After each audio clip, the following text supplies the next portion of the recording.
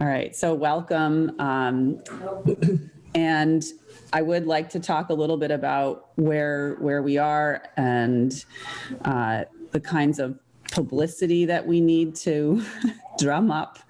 And I'm seeking maybe, or we should talk a little bit about avenues for doing so. I can tell you now that Zoe Ingram from the mayor's office has created a website. So why don't I just share that with you for a minute?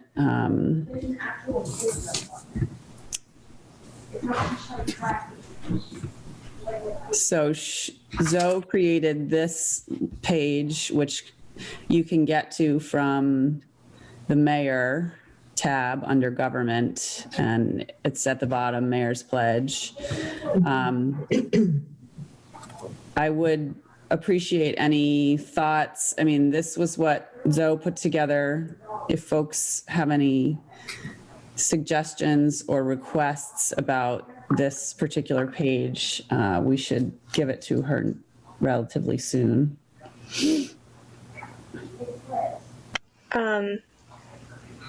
My name is not spelled correctly at the moment.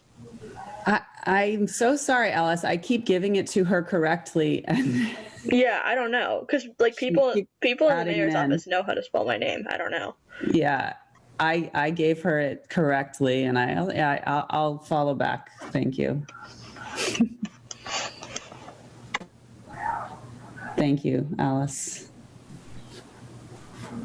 Any other? Looks good. Okay. Yeah.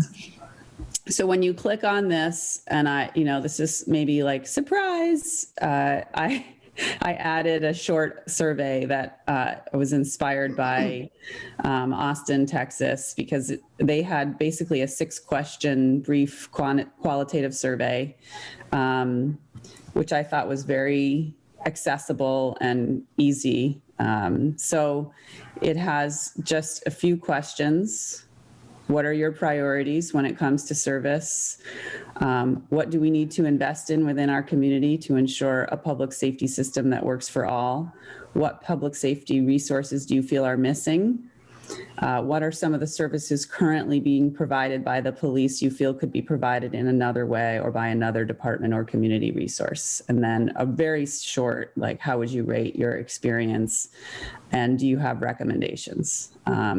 There's also just a brief demographic page.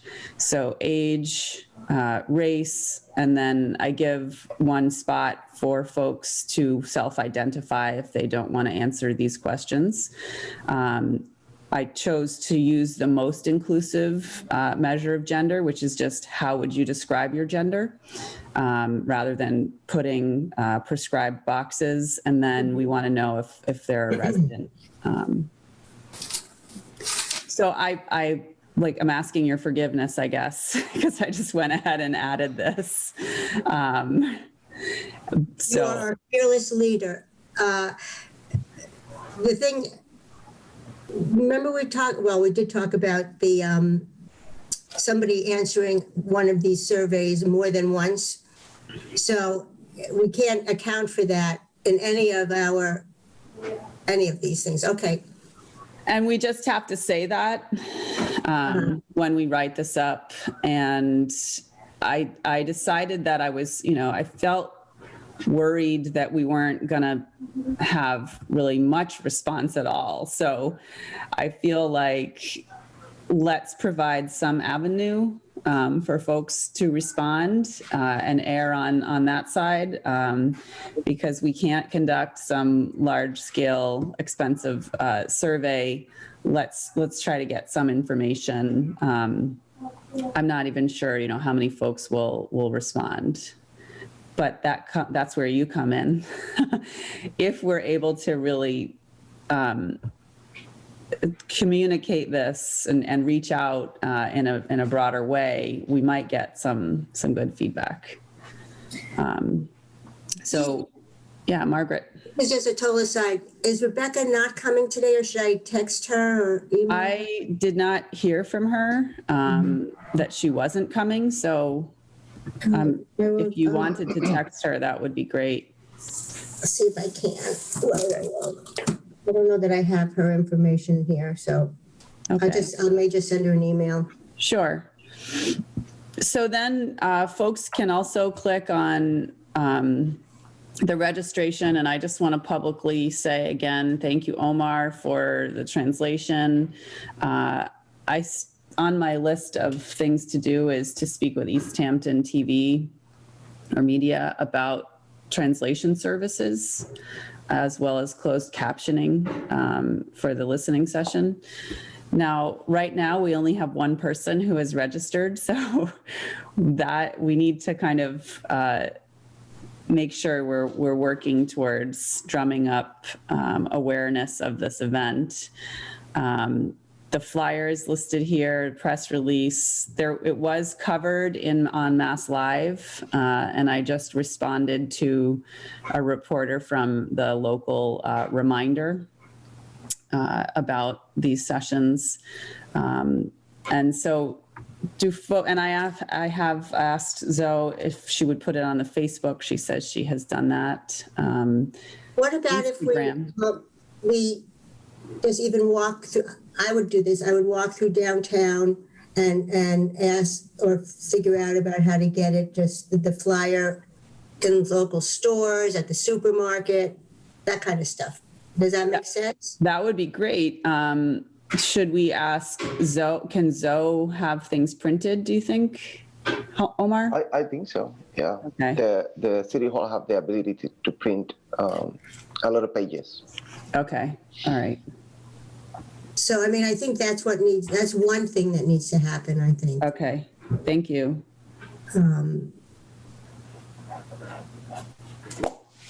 All right, I'll get on that ASAP and if you're offering to walk? Well, I was just thinking, in my previous life, I would have done it in a heartbeat. I have not been in a supermarket or any store since March. Okay, all right. So, but I don't know. I mean, I just know that flyers in certain locations do work and they help. But I'm just trying to figure out what I can do. So let me just think about it during the meeting. Okay.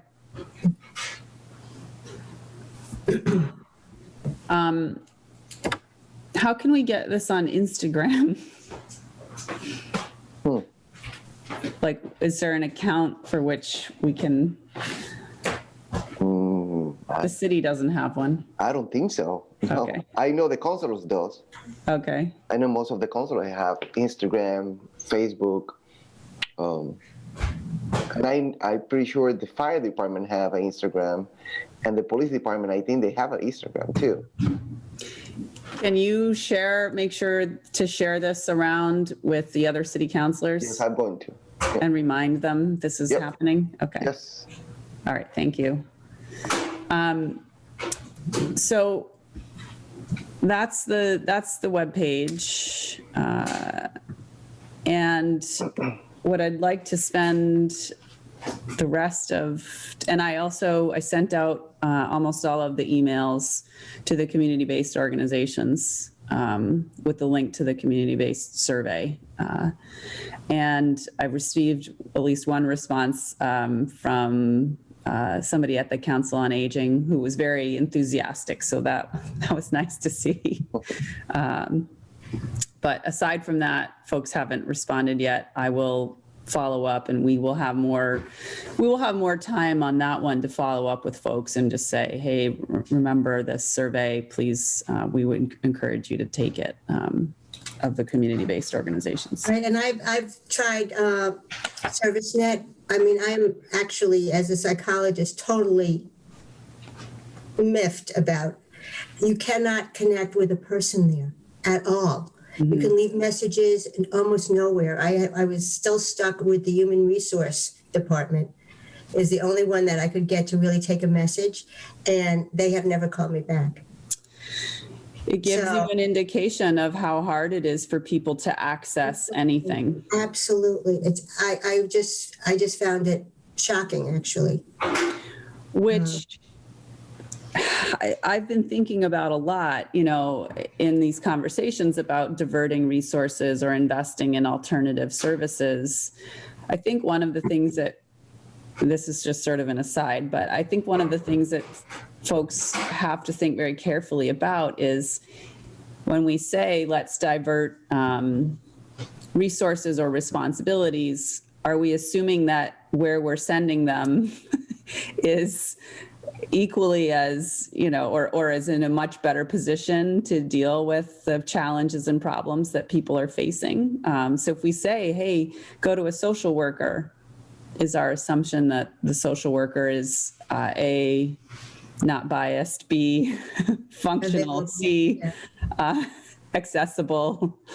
Yeah. Well, even from going through ServiceNet's, all of their options, ServiceNet used to be the emergency services. So, but I remember the police telling us that I think they use community and support, CSO, community and support options. So they obviously got the contract.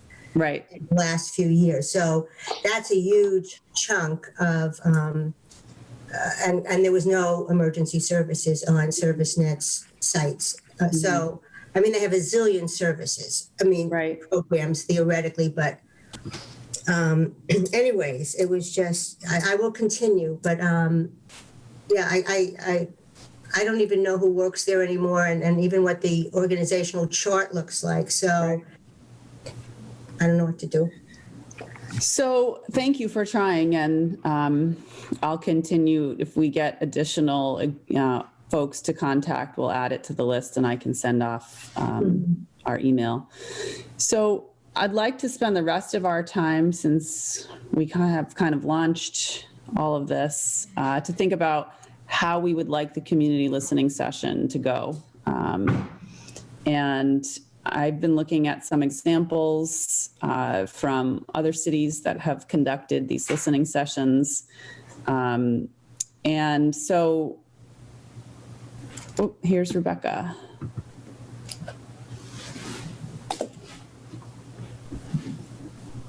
I think, here she is. I'm sorry for my...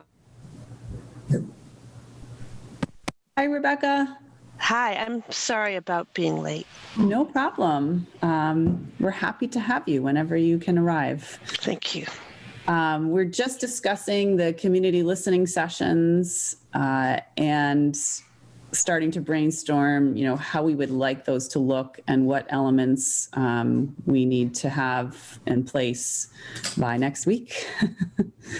And I have already mentioned that I will be reaching out to to see whether we can have closed captioning and Spanish translation. How would we like to open the session on Thursday, which is centered on gathering input on current experiences or perspectives on policing? If you recall, that's how we decided to kind of divide these two sessions up. The first one will be about current experiences with the police and testimony related to that. And the second one, we've sort of decided to focus on what reimagining the police looks like. What are our visions for the future? And maybe to draw from the survey that I sent out, maybe something like, what does a community safety that serves the needs of all people in the community look like? So how would we like to, what do we think needs to happen to open the meeting, and how would we like it to flow? And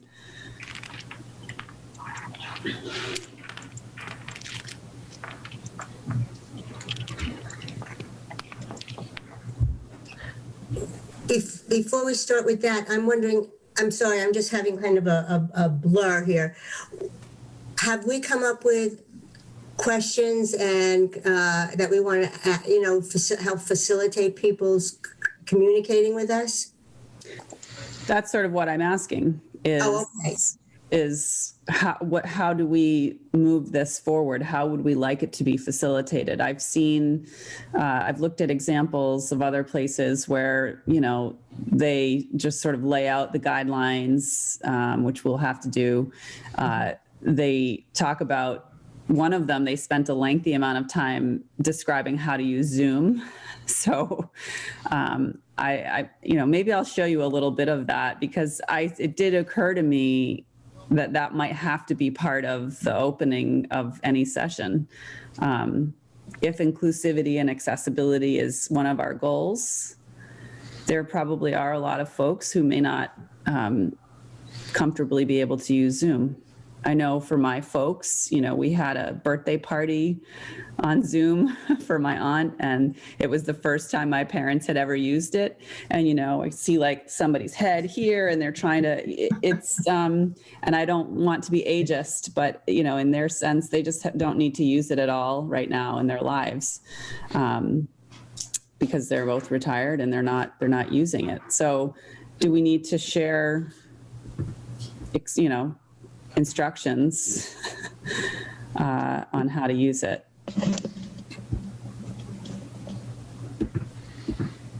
I mean, you can ask that question, and then people, they may not know how to say, I need help. Right. Here, let me show you this. I'm going to just show you a little bit of this. Can you see this? This is from Bellevue, Washington. They're a much bigger city, but this was part of their community listening session. Right. I would like to first, before we get started, introduce Mayor Lynn Robinson. So that's a question. They began with an introduction and a welcome from the mayor. Do we want to do that? And then the facilitator did a lengthy sort of piece on Zoom. Now, here's the part where I'm going to take my time, because we're going to talk a little bit about logistics and navigating Zoom, which is always fun. So I want everybody to please note that everyone is muted throughout the meeting, but we will be inviting people to unmute themselves during the discussion to share any comments. You can click. So he goes on to kind of describe all of the ways that Zoom works with this one slide that he's shown. And then they also made use of polling quite a bit. So they started off with a poll using Zoom to ask about what is your relationship to the city. So I live here, I own a business, I go to school here, I work here, but I live elsewhere, or I live in a neighboring community, which I did think was a good way to kind of find out who's in the room, and that helps you contextualize the responses. So they only had 20 responses. Even though they had 73 participants. So not everybody answered their poll. Yeah. Oh, okay. Okay. I just was curious, if Bellevue got 12, us getting one would make kind of sense, but okay. No, they had 73 participants, but of course they're a city of 144,000 people. So the scale and size is quite different from Easthampton. But they then went on to, basically have somebody facilitating. They had the chat open. And in this case, most of the focus of their session was about soliciting information on uses of force. And so you can see in the chat, some years ago, my child witnessed a middle school Black young girl being removed from school in handcuffs. This was at Tillicum Middle School. This was inappropriate and excessive use of force. The SRO said he felt threatened. So this is basically, modeling what we would like to do, which is a listening session. I think the difference in our case is that, one, we don't have a lot of examples of reported uses of force, although we could certainly include that as a question. I don't know if it has to be the focus of the entire listening session. So I think that's we need to talk about the format, logistics, and then really the focus. So I like the mayor introduction. I think is good, or I don't know if this is good, but I think it's okay and it's necessary because this group is from her. And this guy, I say her because it's a female and the position, but it's from the mayor. So I think probably a quick introduction for the mayor. What is this group? She formed the group. I think it's really important. The Zoom instruction, I think so too. I think when I start hearing the guy, now I think they do some updates to the Zoom program. So now instead of just unmute yourself, you can raise your hand. And I think people should do that, because that way the facilitator can see it and then can say, okay, Omar Gomez, it's your time to speak. And I think the chat should be open too.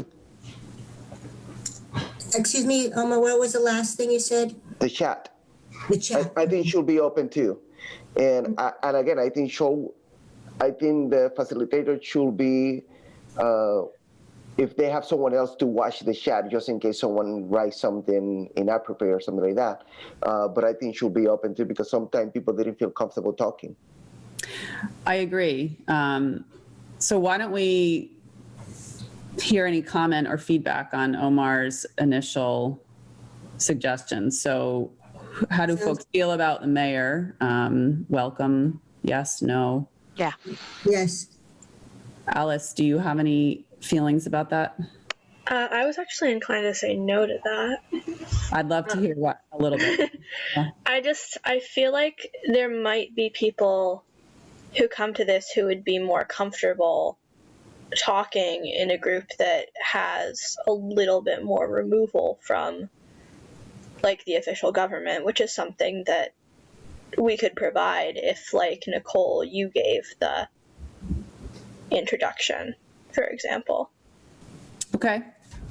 What do folks feel about that? I was sort of on the fence as well. I'm okay. I think when I said I'm okay with the mayor introduction, is because I think we should have an introduction, and this group being formed from the mayor. So any type of introduction saying why she's doing this, I think will be good. If it is her or someone else, I don't really care, but I think someone should do it. Okay. Mm-hmm. Yeah, I definitely agree that there should be an introduction. I think you might be the person to do it, Nicole. Okay. Yeah, I'm assuming I will be facilitating, so that's fine. And I really appreciate the careful thought about how the mayor's welcome can encourage or discourage people. And if you want to have a tiny version of the introduction in Spanish, I can talk to my wife, or I can do it. So yeah, that will be possible too, if you guys want. Well, I'm mindful of not complicating your role, in the sense that one of the things about this is, does the city provide translation services regularly and not rely on members of the city council? Because that's not your job, is to translate. Mm-hmm. So I think that's why I'd like to talk to Easthampton Media about Spanish translation services. Sure. But thank you. And what I would actually like to conscript you for, since you mentioned the chat, is if you would be comfortable monitoring the chat. I can do that. Okay. So that would be great. How do people feel before we make that decision? Omar said the chat should be open. Are there any folks who feel otherwise about the chat? No, I agree. It should be open. Okay. I notice it's open here, even though this is an Easthampton Zoom meeting. So that's good. I was a little concerned about their settings, but it looks good. Okay, so the chat will be open and Omar will monitor it. Great. And I agree with Alice about maybe not the mayor, but it's kind of a very strange thing. It's like on one level, she's the totally appropriate person. This is the mayor's work group. And, instead she's basically saying, I convene these people, blah, blah, blah. I'm going to step off now. But obviously they're being recorded, yes? this is public and live. Yeah, So so on the public record. Yeah. yeah, I mean, I don't know.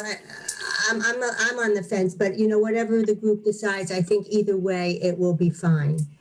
But I don't think we should hide her somehow, as So because she's off-putting to some people. let's address that directly and think a little bit more about that before we make a final decision. I mean, for the long-term sustainability of this work, I think there has to be some kind of message about commitment to this process and this work. So as I said, Alice, I feel both ways about it. I think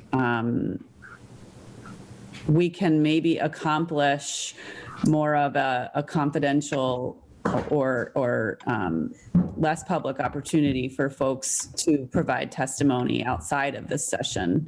And maybe that's part of what we communicate during the session. And then in other ways is to say, if you don't feel comfortable, but you're listening, here are some other ways to provide feedback directly to us. So if she did come and say, I'm committed to this, I support this work, we give another place and an opportunity for people to provide input.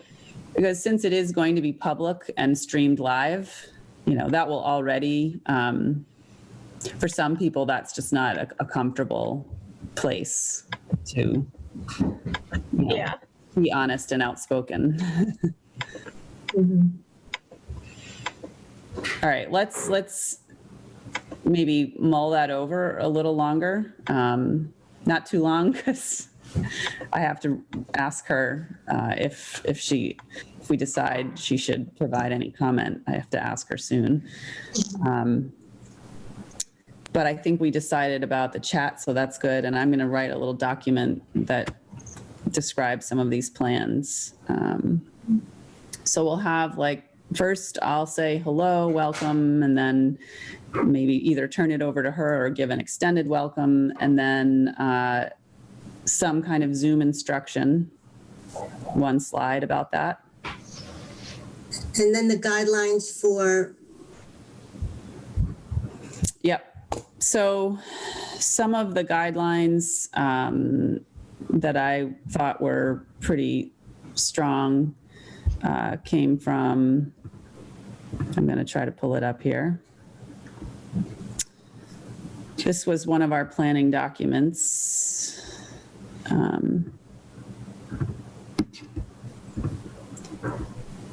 We kind of had this rough outline, current, suggested topics, revised mission statement. What are your experiences now with police? What kinds of non-policing services exist? And then policing for the future. And then these were some guidelines that I grabbed from, actually, the NYPD has led some sessions, but I found them to be pretty straightforward and wonder if you would add or approve. So the first is listen with compassion. You are under no obligation to speak. One person will be invited to speak at a time. Please keep remarks to 3 minutes as to allow others to be heard. All voices are welcomed, valued, respected, and more importantly, understood. I'm not sure about this because I don't know that I can say I'm always going to understand everybody's. Yeah, I don't like that. Yeah. It sort of jumps the gun. I mean, I think understanding comes from deeper, longer dialogue. Yeah. Recognize and embrace difficult conversations. Be respectful of each other's experiences and opinions. Speak for yourself and not as a representative. It's okay to disagree with one another and respect personal stories. Any feedback? That looks good. I want to see the listening session questions. Thank Well, you. this came from something that the NYPD conducted. These were some of their guiding questions. I just added EPD. Uh-huh.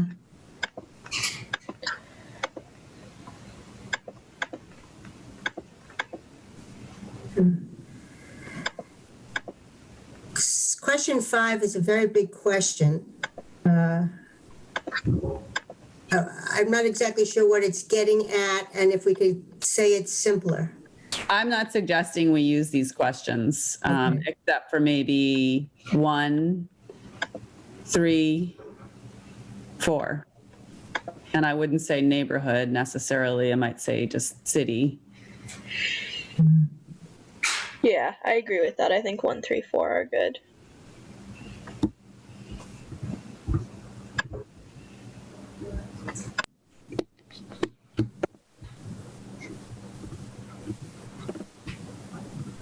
Alternatively, we could simply ask the questions that we're asking in, similar to the ones we're asking in the survey that I created, which, you know, we could just create this as part of the conversation. We could use this as the basis for the conversation.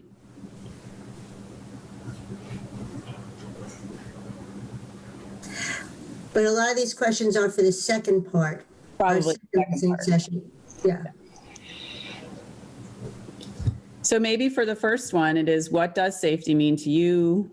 And then if I go back up to the top, these were some just basic questions that we thought about. What are your experiences now with police? Right. And I was going to start with a revised kind of mission statement and explain that it has been revised and share that with the community. What, the police's mission statement has been changed? Yeah. Based on the current legislation? No, based on our report. Oh, okay. Yeah. Well, I thought they were also doing it based on the new.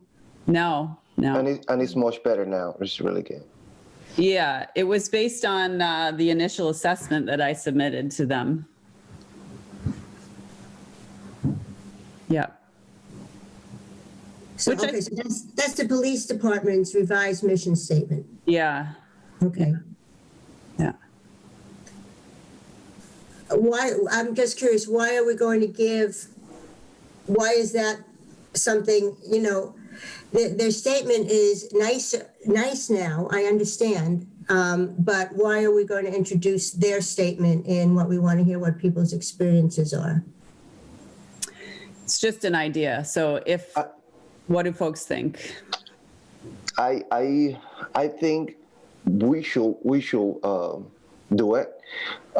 That way, sometimes people can speak for, this is a mission statement from the police department, but in my reality, this is not happening. So I think that is the importance of having it, so that way people can compare what is the mission statement from them, but in reality, that mission statement is not working for me or for my community. I think that's why we should keep it. Mm-hmm. Or how about if the question then is, this is the revised mission statement from the Easthampton Police Department based on some initial work that the group has done, and how, what's your experience in comparison to the new statement, the new mission? To kind of direct them to compare and contrast, what they, oh, that's great, or, that's not been my experience. That sounds like bullshit, whatever. Mm-hmm.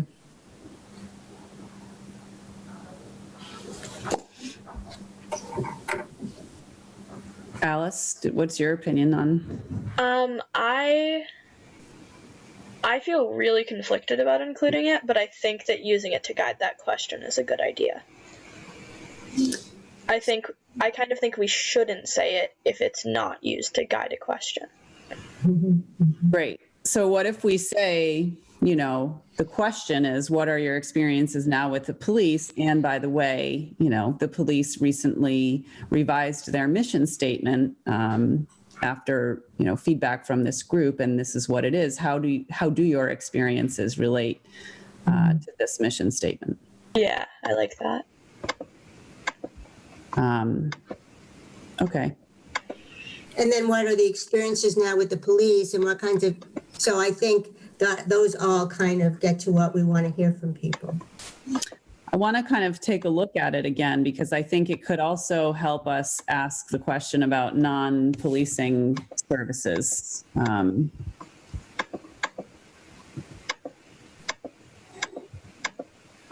Rebecca, do you have any thoughts about the mission statement, including it or not? I have thoughts about the police's mission statement. No, about using it in the listening session. Oh, using it and including a question about that? Sure. And there may be people, I don't know if they would say it, maybe for the reimagining, right? That they would maybe have even further changes they want to see on the statement. Mm-hmm. But sure.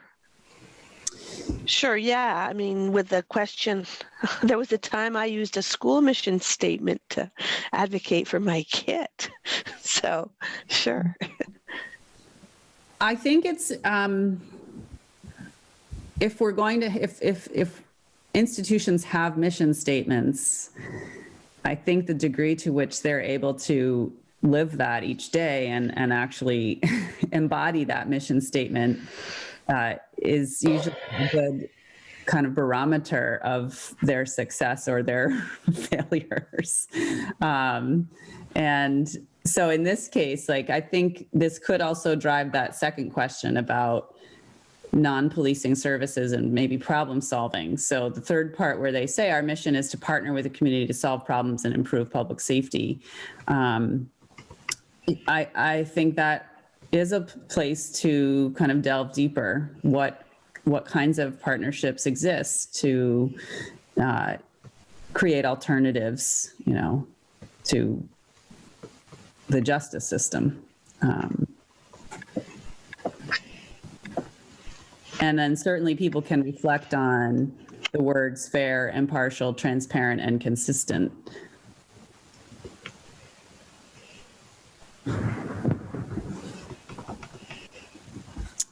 All right. So with just a little bit of time left, why don't I create a template or some kind of guideline, also a presentation. So a few slides, some related to Zoom, some related to these questions. And then I'd like to get some feedback on that from folks, or we can all maybe crowdsource it and do it together. Mm-hmm. That sounds good. Okay. And so separate focus groups are separate? That's just our old planning. Okay. And I have, as I was mentioning at the beginning of this meeting, I have reached out to Gabby and Akine, and I offered a separate listening session, not a public listening session, but a separate listening session. And I haven't received any requests about it yet. But I think for some groups, part of what we're offering are, alternative formats to engage and to hear from people. And we can certainly include that call, that message during next week's session. Say, if there are people listening who would like to meet with us as a group, we encourage you to contact us. I like that. We will have a slide at the end, maybe, with ways to engage. Mm-hmm. Mm-hmm. So here's what. Well, Nicole, I'm also thinking the police department's mission statement should probably be read, at the beginning before anybody talks. Mm-hmm. Right? That's what you're going to do because. Yeah. Okay, good. I was going to read the kind of guiding questions, and I think we should only have like 3. Right. Does that seem right? Omar, Rebecca, Alice? Yeah. Yeah. Yeah, and they have 3 minutes. So. Yeah. Okay, so I will start some slides.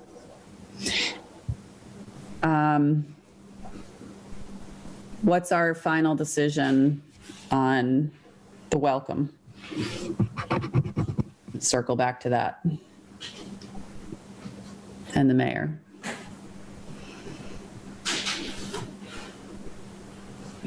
I still believe that the mayor should say something. But that's my opinion. If the group decides something else, I'm okay too. But I think this group be informed for her, and I think she should introduce us. Okay.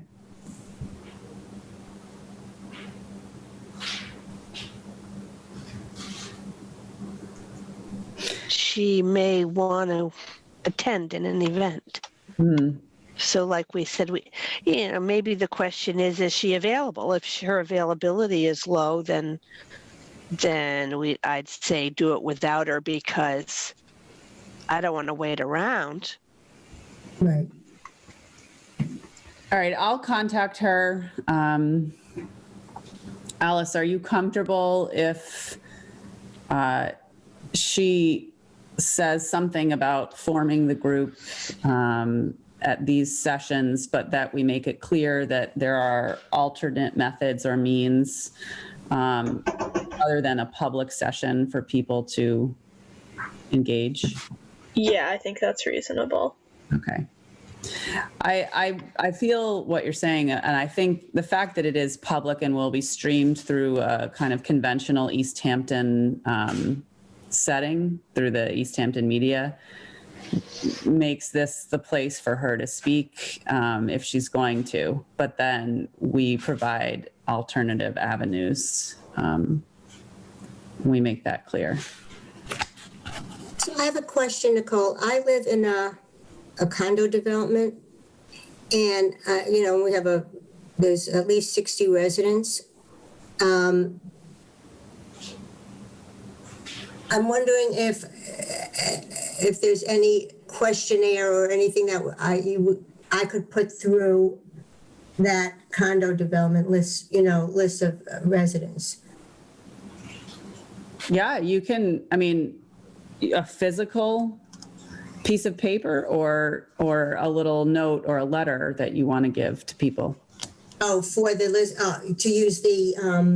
To go and click on the link. I'm trying to ask, are you suggesting they fill out a paper response, or you're inviting them to the listening session, or? Inviting them to the listening session I wasn't thinking paper, I was thinking of something more, but no, I didn't want us to create another questionnaire or anything like that, but I was just... Do you have all of their emails? Is that what you do? I do.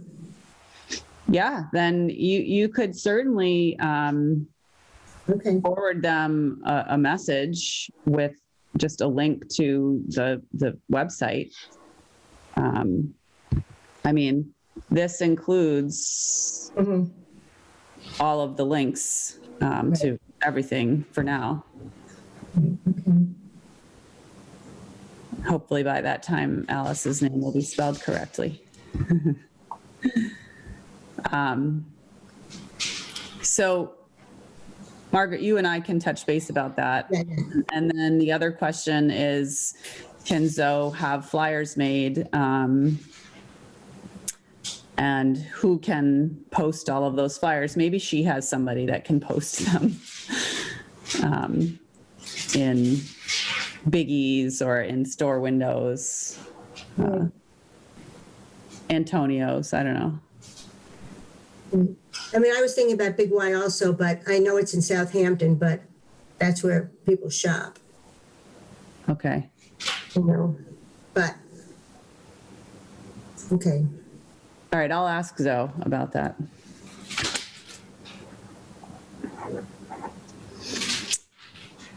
Anything else? And I think that we may have to have a brief meeting prior to the listening session, a quick check-in.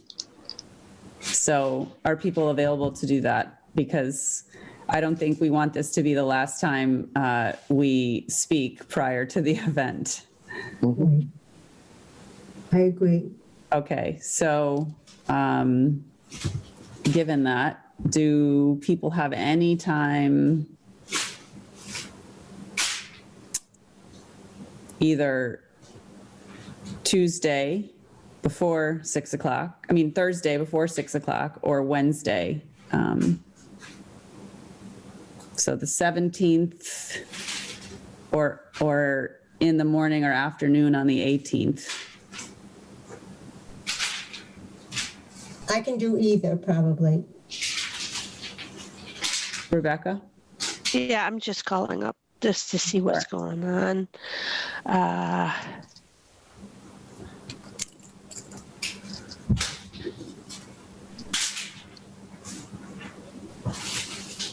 So, yeah, so the 17th you're suggesting in the morning?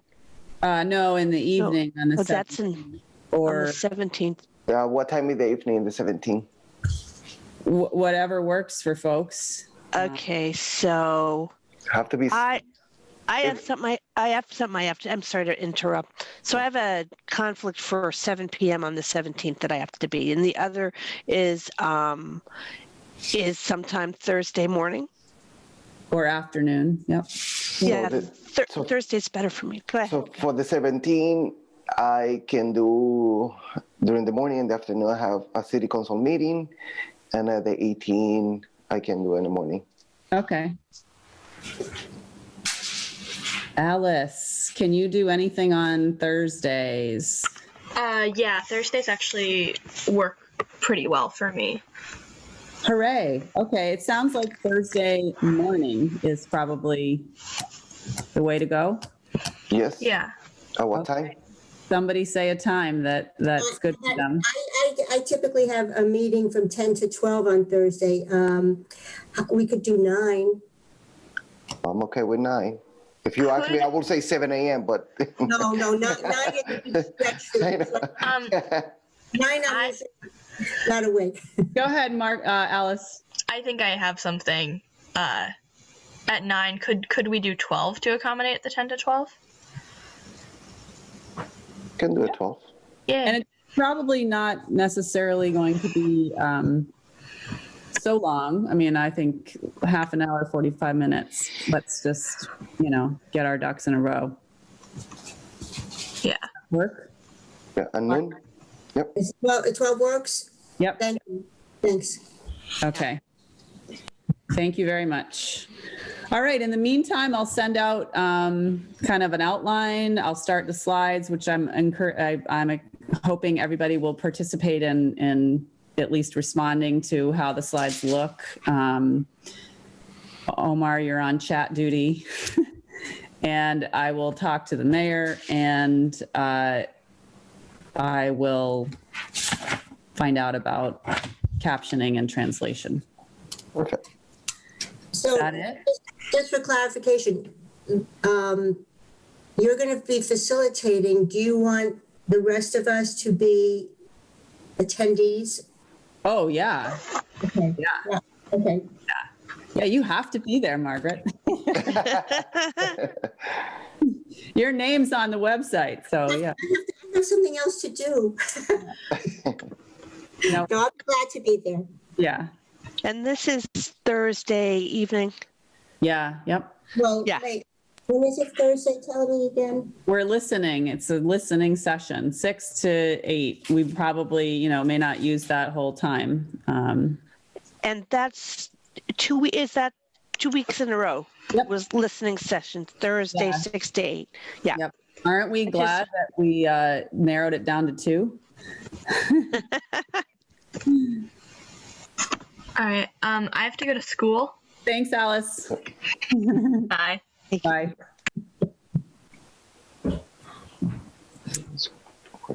All right. So are we all good? Yes. Okay. Great. Thank you for your time. And I did warn you that things were ramping up a little bit. But we will hopefully complete this by March 31st. So this is like the sprint portion of our meeting. And, you know, you're not alone. There are other towns and communities who are really grappling with this work as well. And it's hard. It's hard work. So thank you for putting, you know, your time and energy and effort into this. Well, you are a fabulous leader. Thank you. I'm trying hard. That's all I can say. Oh, you're doing good work. Thank you. Thank you, Rebecca. Have a wonderful weekend, and I'll be in email contact, but I'll see you on Thursday morning. Perfect. Thank you. Have a great weekend, everybody. Well, as well. Take good care. You too. Bye. All right.